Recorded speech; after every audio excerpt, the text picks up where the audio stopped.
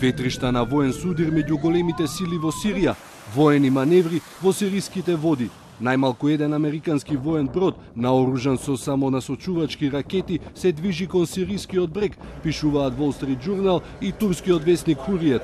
Доналд Трамп го откажа закажаното патување во Јужна Америка токму за да се посвети на Сирија, откако вчера најави силен одговор против режимот на Башар Асад и наводниот напад со хемиско оружје во Дума, каде животот го изгубија десетици лица. We're going to make a decision tonight or very shortly thereafter, and you'll be hearing the decision. But we can't let atrocities like we all witnessed. Според Хуриет, неколку руски воени авиони ниско го надлетале американскиот уништувач Доналд Кук во намера да го попречат воениот брод.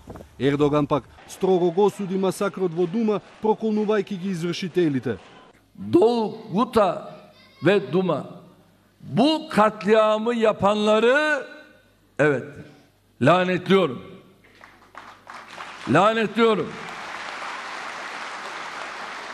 Kimden gelirse gelsin bu katliamı yapanlar bunun hesabını, bunun bedelini kesinlikle ağır ödeyeceklerdir. Воената тензија меѓу Москва и Вашингтон се движи кон опасна ескалација, иако американскиот воен брод и понатаму е во меѓународни води на 100 километри од сириското пристаниште Тартус. Американската морнарица не ги потврдува воените маневри, додека специјалниот пратеник на Путин на Блискиот Исток, Михаил Богданов, ги смирува страстите, убеден дека разумот ке предвладее над лудилото. Од военото поле на политичкото.